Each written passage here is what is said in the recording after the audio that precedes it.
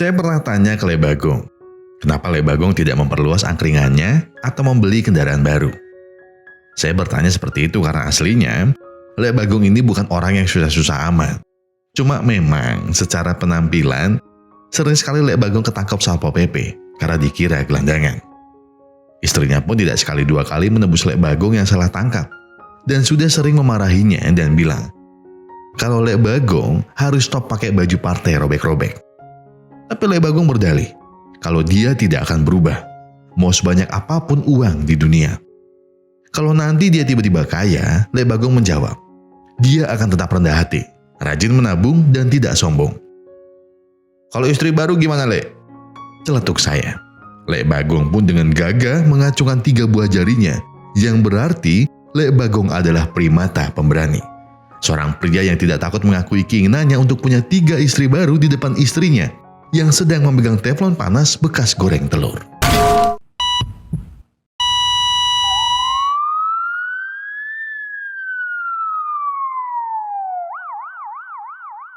Sambil menemani Le Bagong di ambulan, saya teringat sebuah film tentang bagaimana rasanya menjadi kaya secara tiba-tiba.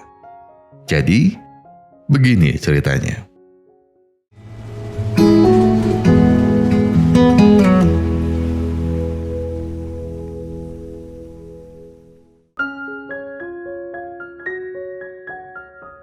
Pria yang nampak bersemangat ini bernama Cho. Ia tinggal di sebuah pulau kecil yang berada di kota Seoul. Dan hari ini adalah hari pertamanya bekerja sebagai seorang pialang saham. Namun ia bukanlah seorang pialang saham biasa. Ia hafal semua kode saham yang ada di bursa saham Korea. Kasih paham Mas Cho. 한일제가 013-862? 203020 모르지? 020은 없고요. 010은 한성재가 030은 우리 쇼핑입니다. 알았다. Mas Cho bekerja di perusahaan sekuritas bernama DM Securities. Seorang perusahaan pialang nomor 1 dan paling sibuk di Korea. Telepon berdering, keyboard yang berisik dan juga suara telepon pialang dengan para klien bersautan satu sama lain. Dan hal itu menjadi rutinitas yang biasa setiap jam 9 pagi. Dan setelah ditutupnya pasar saham jam 3 sore, maka ditampilkanlah komisi dari tiap pialang pada hari tersebut. Dan Cho yang sangat keren tadi hari ini mendapatkan 0.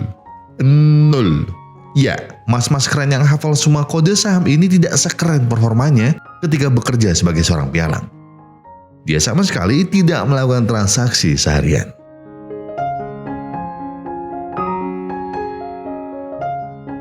Lalu Cho pun diminta pulang oleh orang tuanya di hari liburnya. Kalau Anda pikir orang tuanya kangen dan ingin bertemu anaknya, sepertinya ekspektasi kalian terlalu tinggi. Karena Cho ini justru disuruh untuk mengurus kebun raspberry milik orang tuanya. Kata orang tuanya, ya daripada bayar orang di hari libur, hanya punya anak toh buat dimanfaatkan. Momen pulang ke rumah ini juga membuat Cho mengerti apa yang sedang dialami oleh ayahnya. Ibu Cho bercerita kalau ada tumor kecil di hati sang ayah. Mendengar hal itu, Cho pun kaget. Walaupun ibunya coba menenangkan karena tumor ini hanyalah tumor kecil, tapi bagaimanapun isi hati Cho bergejolak. Ia ingin memberikan pengobatan terbaik untuk orang tuanya. Tapi jangankan mengantar ayahnya ke puskesmas terdekat. Cho sendiri pun baru saja bekerja dan sama sekali belum mendapatkan spesial pun dari pekerjaannya ini. Dengan hati yang berat dan rasa sesak di dada, Cho pun kembali ke rantau dengan harapan dapat segera membantu pengobatan sang ayah.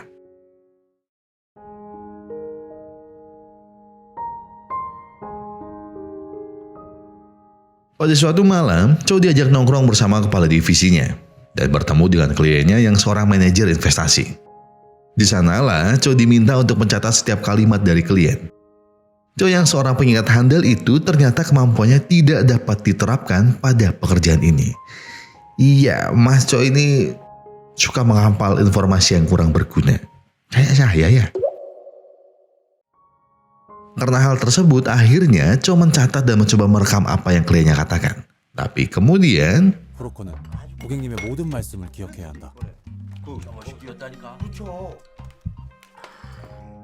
dan karena kebodohan itulah, Cho ini berinisiatif untuk membeli alat rekam lain dalam bentuk korek.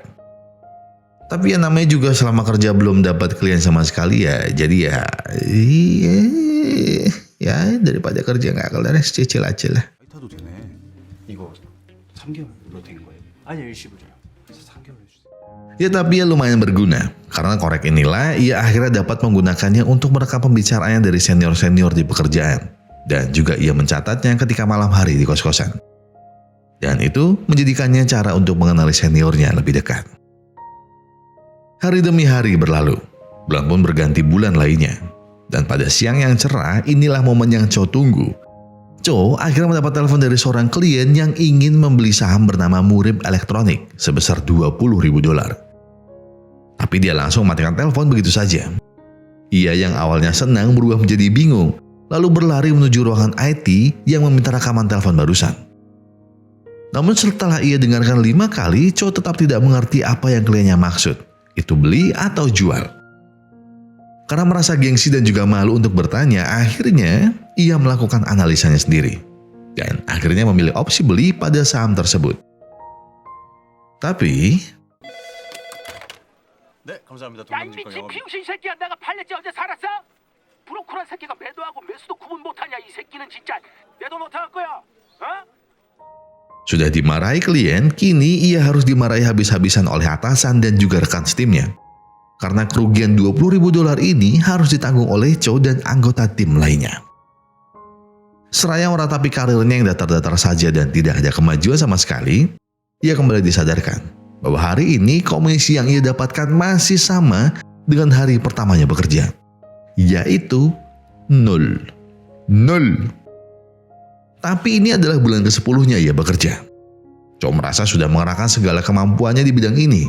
Ia pun merasa bahwa selama ini hanya menjadi beban tim. Hingga langkahnya malam itu pun mengarah ke sebuah kedai soju beserta teman sekantornya yang lainnya. Layaknya sedang kesurupan seorang sosok satria amatir, ia pun minum berbotol-botol hingga membuatnya mabuk berat. Dan kemudian bahkan ketika ditolong teman-temannya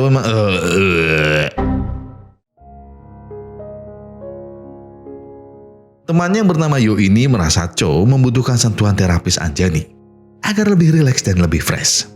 Lalu di tengah keduanya sedang dipijat, Yo bercerita tentang jalan pintas dalam dunia karir seorang pelang saham. Yo menyebutnya sebagai butik, proses di mana harga saham dimainkan sesuai kemauan dari bandar. Namun karena pada dasarnya Cho ini masih newbie dalam bidang ini, ia pun hanya diam dan tidak paham apa yang Yo maksud. Cho ini juga memiliki sahabat di kantornya yang bernama Wosung, pria yang membuat kita berpikir bahwa makhluk yang sempurna itu memanglah ada.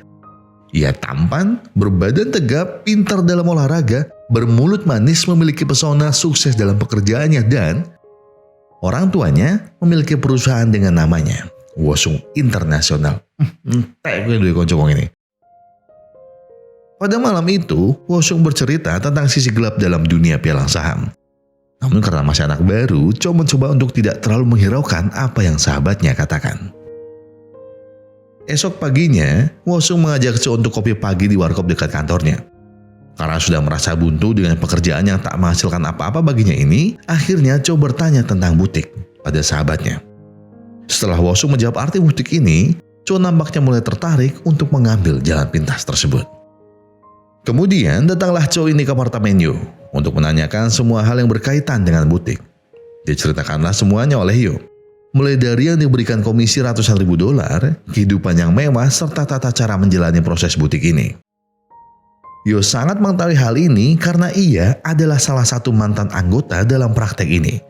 Dan kini ia mencari orang baru untuk si bandar. Diberikanlah kontak, tips and trik, serta tutorial lengkap oleh Yo agar Cho dapat menjalankan praktik ini dengan bersih dan juga tidak terdeteksi oleh Dewan Pengawas Bursa Saham. Setelah dijelaskan sedemikian rupa oleh Yo, Cho pun akhirnya memutuskan mau bertemu dengan si bandar ini.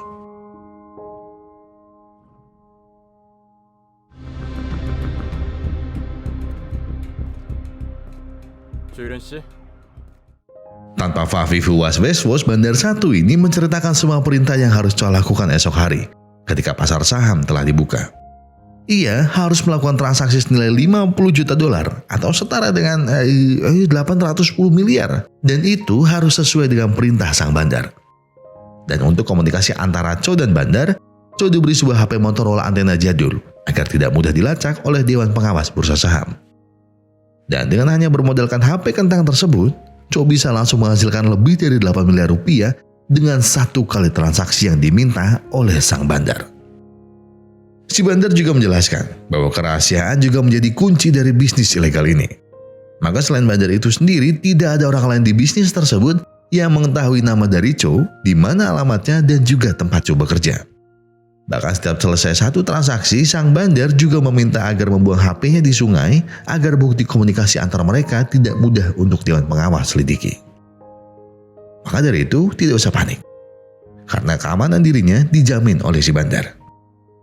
Besok paginya, ia sudah standby depan komputernya sebelum pasar buka, sambil masih menghitung angka 0 dalam 50 juta dolar. Kemudian,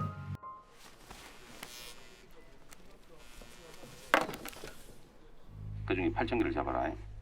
알았나? 8,000개다. rasa panik dan bingung yang dirasakan Cho pun sepertinya dipahami oleh Hyo. Maka dari itu ia mencoba memberikan support kepadanya agar dapat menjalankan bisnis ini dengan baik. Dan kemudian, praktek butik pertamanya dimulai.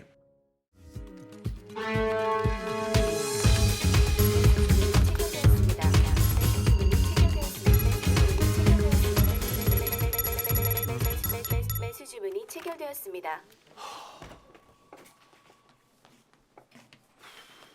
Transaksi tak biasa ini mengundang rasa curiga dari sang direktur perusahaan DM Security, Pak Lim. Ia pun kaget dengan nominal transaksi yang begitu fantastis ini.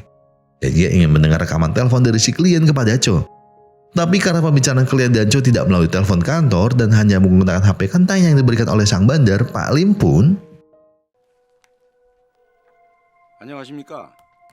저는 동명증권의 임재훈 본부장. 줍는 사람 맞냐고요? 맞어. 그만 끊습니다.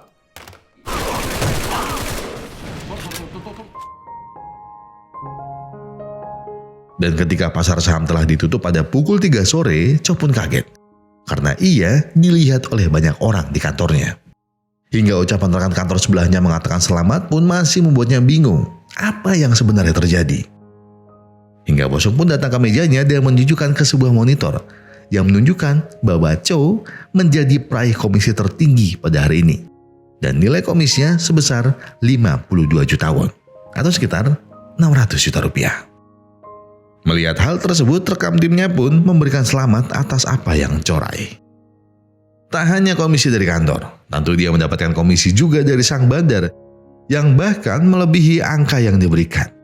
Dan cek yang ia terima adalah 623 ribu dolar atau lebih dari 10 miliar rupiah. Cok, duit kabeh.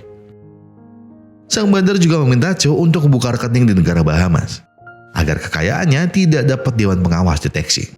Cho juga diminta untuk tidak langsung hedon, kemudian flexing di sosial media untuk menghindari kecurigaan dari Dewan Pengawas Bursa Saham.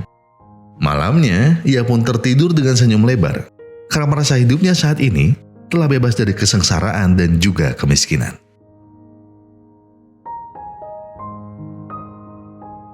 Hal pertama yang Cho lakukan ketika ia sudah memiliki uang banyak adalah pindah dari kos-kosan kecil ke sebuah apartemen mewah dengan perabotan yang lengkap. Tak lupa ia juga menghubungi ibunya untuk meminta mengantar sang ayah agar mencari pengobatan terbaik agar tumornya dapat segera diobati. Sang ibu yang sepertinya tahu kalau sebelumnya hidup Cho ini belangsak pun meragukan permintaan anaknya. Tapi karena Cho memang sudah jadi sultan kaya raya, ia terus memaksa ibunya untuk mengantar orang tuanya ke rumah sakit terbaik di Korea. Kemudian, ia mengajak kekasihnya untuk makan di restoran mewah yang ada di apartemennya. Dan juga Cho memamerkan apartemen yang baru saja ia beli. Di tengah-tengah makan malam itu, Cho pergi ke kamar mandi. Kemudian ia bertemu dengan seorang laki-laki yang berkata, "Enak juga tinggal di apartemen ini." Perkataan orang ini seperti sedang mengintimidasi Cho.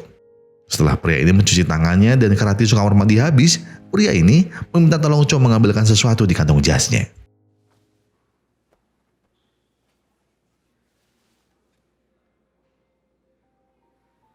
어서 가보세요. A분 꽤 미인이셔, 조혜련 씨. 응? Pria tadi bernama Han Ji-chol atau kita panggil saja Han. Setelah bertemu dengan Han, rasa panik pun seketika menjalar di pikiran Cho.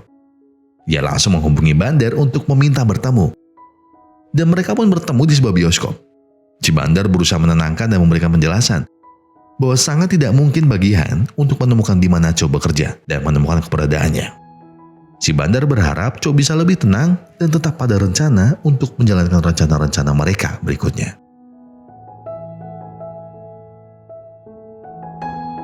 Tibalah hari di mana Chow harus melakukan rencana berikutnya. Namun karena dirasa ia kurang mengerti bagaimana caranya, Chow bertanya-tanya kepada rekan kerja di sampingnya. Wanita ini bernama Park Si-eun. Ketika Si-eun sibuk menjelaskan, Chow ini justru sibuk memilih untuk 다 봤어요?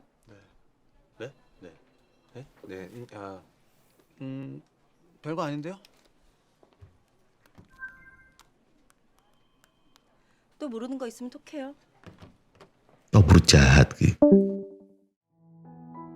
Merasa hal tersebut adalah sebuah kode, Chow pun segera bertindak untuk mengajak Si-eun makan malam. Tapi Si-eun menolaknya dan memilih untuk minum-minum saja. Tanpa berjanjian sebelumnya, Chow langsung menjemputnya di depan tempat gym langganan Si-eun. Dan setelah itu, Chow menikmati uang-uang hasil kerjasamanya dengan si Bandar selama ini.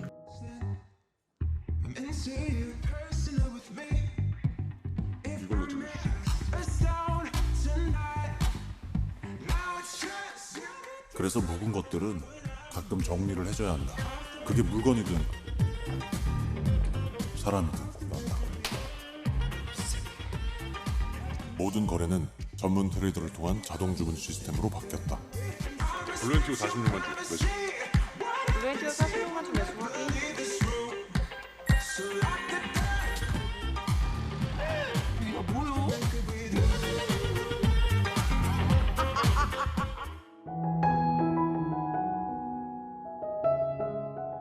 Kehidupan Chow benar-benar berputar 180 derajat.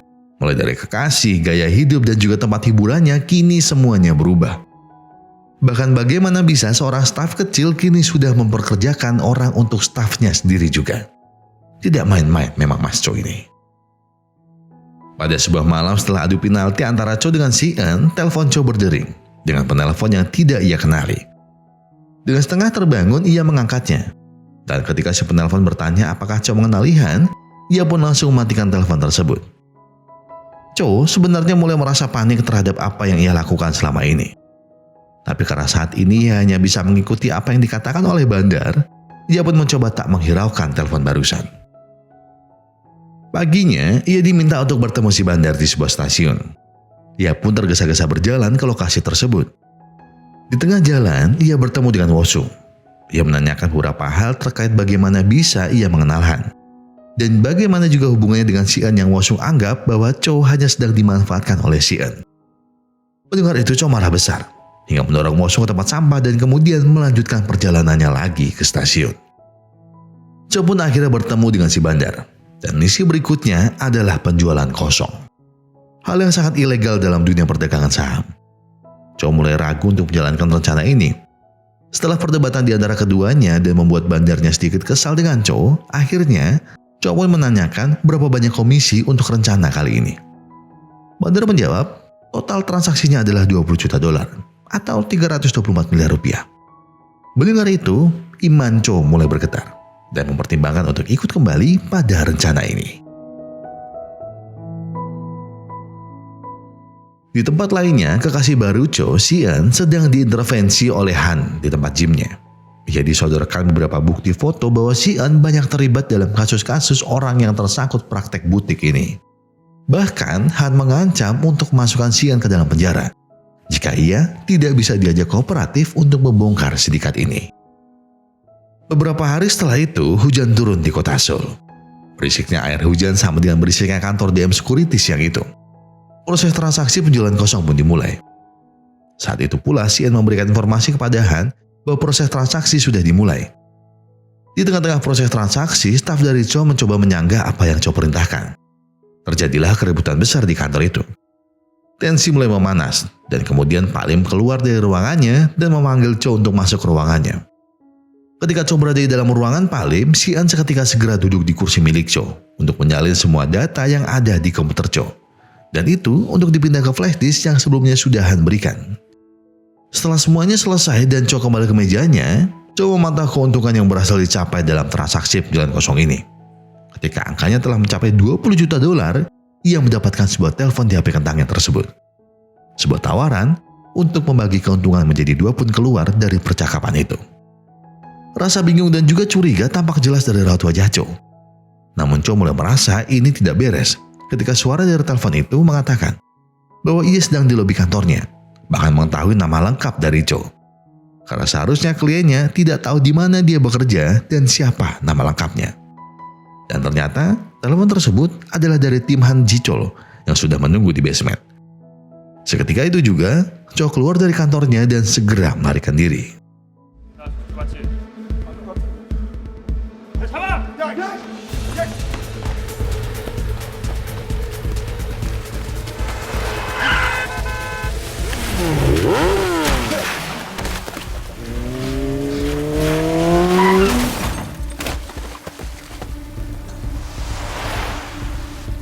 괜찮아요? 많이 다친 것 같은데. 여의도 종합병원 708호로 오십시오.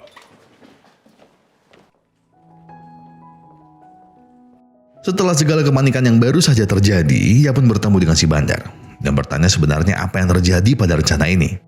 Bandar menjelaskan bahwa transaksi ini merupakan jebakan yang sengaja dipasang oleh Han agar ia dapat memastikan siapa sebenarnya pialang saham yang selama ini menjalankan praktek ilegal itu. Setelah kekeosan tersebut, kini Bandar memberikan beberapa daftar saham yang akan menjadi target berikutnya. Salah satunya adalah saham dari perusahaan ayah sahabatnya, yaitu Wosung International. Karena merasa pekerjaan yang Cho lakukan ini berjalan dengan baik, ia pun menjanjikan akan memberikan komisi lebih besar kepada Cho. Keesokan harinya, Han beserta timnya menyita alat-alat kerja Cho dan juga timnya. Itu dilakukan untuk penyelidikan lebih lanjut terkait transaksi mencurigakan dari tim mereka selama ini. Dan kini Han membawa Cho juga untuk diinterogasi tentang hal ilegal yang selama ini ia lakukan. 봅시다. 여기. 또 여기도 있었어. 여기. 봐봐, 너무 자주 등장하잖아. Sesampainya di sana, Cho hanya memasang wajah datar ketika Han berbicara tentang kasusnya.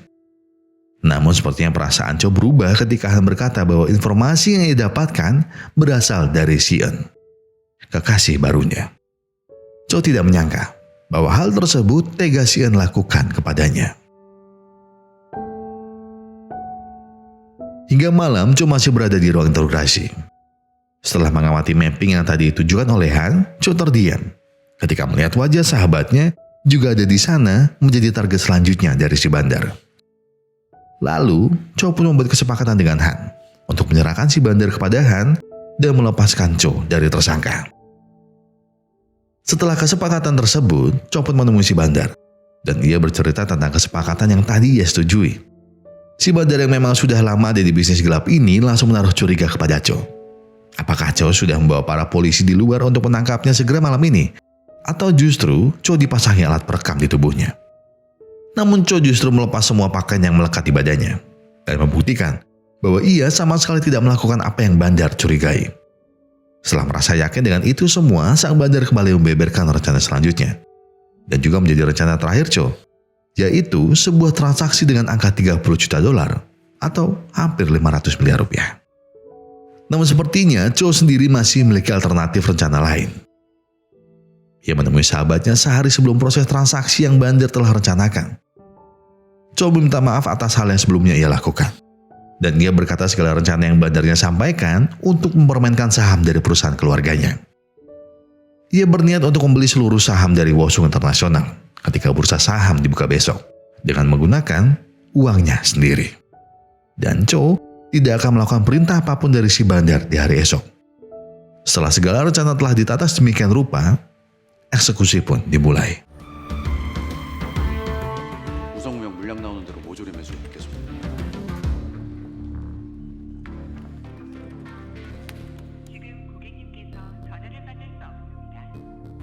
사들인 주식을 장 마감 직전에 너한테 통째로 넘길게. 그때 네가 다시 사들여. 클릭 한 방에 너희 아버지 회사가 달렸어. 3시야? 수고했다.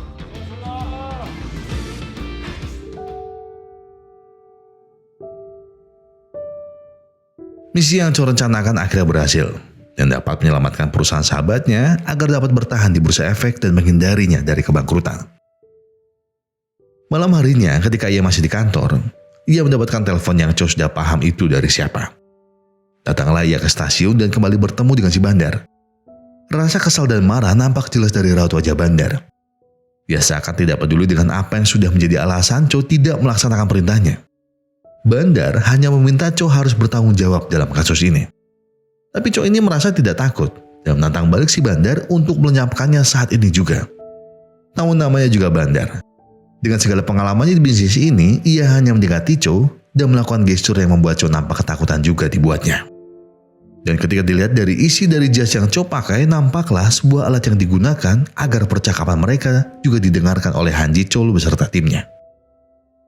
Seketika itu juga, si Bandar langsung menghancurkan alat tersebut dan membuat Han dan timnya bergerak untuk segera menyergap si Bandar. Kemudian, Bandar ini pergi menjauhi Cho.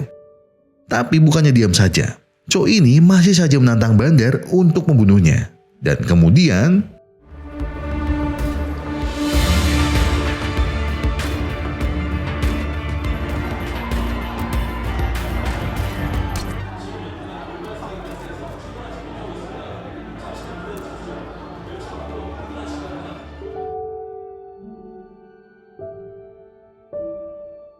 seakan tak merasakan sakit bekas tusukan barusan, Cho malah berlari ke arah orang yang menusuknya. Cho menarik kaki orang tersebut hingga orang tersebut sulit kemana-mana. Sementara itu, kerumunan yang sedang ramai mengambil uang yang Cho lemparkan membuat kereta tertunda keberangkatannya. Namun si Bandar yang merasa apa yang ia rencanakan sudah berjalan pun masuk ke kereta untuk kabur dari pengejaran. Kejutan pun datang, ketika ternyata di dalam kereta sudah ada Han yang siap menangkap dan memenjarakan Bandar tersebut. Tapi Bandar ini dengan rasa percaya diri berkata bahwa Han tak bisa menangkapnya karena Han tak memegang bukti satupun terkait keterlibatannya dalam praktek butik ini. Tapi kejutan lain terjadi.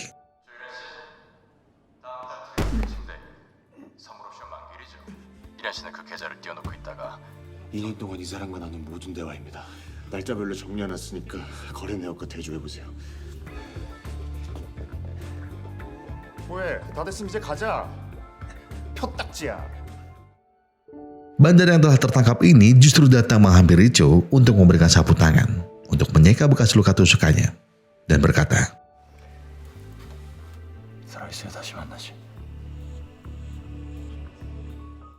dendam yang sepertinya sangat besar si Bandar pendam atas apa yang telah Cho lakukan kepadanya. Dia merasa sangat dikhianati setelah apa yang terjadi selama ini. Kemudian ketika Bandar ini akan dibawa oleh Han, itu bertepatan dengan kereta berikutnya yang datang, sehingga membuat kerumunan yang mempersulit Han untuk membawa si Bandar. Dan di kesempatan inilah, Cho kembali bermanuver dengan rencana lain, yaitu masuk ke kereta yang baru saja datang dan pergi meninggalkan yang lainnya. Mengetahui hal tersebut, Han panik dan menyuruh kereta untuk berhenti. Tapi Bandar ini hanya tersenyum melihat kecerdikan dari Cho, yang tahu betul apa yang harus dia lakukan dalam situasi seperti ini. Ketika di dalam kereta, HP milik Cho mendapat telepon dari Han yang langsung marah-marah karena Cho yang tiba-tiba kabur begitu saja. 내가 어떤 책에서 봤는데요. 그놈의 일단 참고인이 때 되면 알아서 돌아올 테니까 너무 열을 내지 마시고. 10 bulan tanpa mendapatkan komisi, 10 bulan tanpa mendapatkan klien satupun. Hidup yang cukup kelam dialami oleh Cho selama ini. Namun ketika satu tawaran jalan pintas datang untuknya, Cho langsung gelap mata. Memang benar, uang tersebut layaknya sebuah kesegaran di tengah dahaga yang menyerang di hidup kita. Cho nampaknya lupa bahwa di dunia ini tidak ada yang instan. Semuanya perlu proses. Semuanya perlu perjuangan. Keputusan untuk mendapatkan uang instan dari Bandar benar-benar membuat Cho kehilangan satu hal, yaitu ketenangan. Jika yang kau inginkan hanyalah hasil dan tanpa memikirkan proses, maka masuklah kalian ke dalam lingkaran setan bernama serba instan. Karena hal tersebut tidak pernah ada.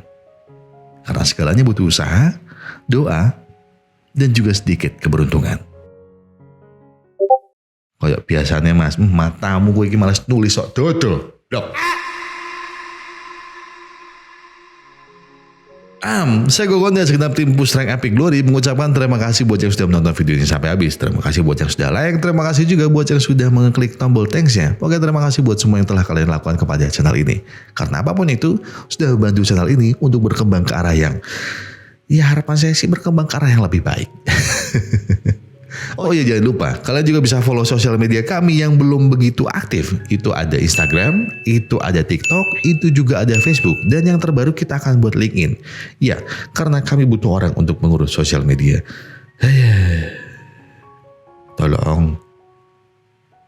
Dan sekali lagi, kalau kalian lagi ada masalah, kalau kalian lagi ada problem dan itu berat banget, gak ada salahnya untuk ambil waktu buat diri kalian sebentar. Duduk, tarik napas dalam-dalam.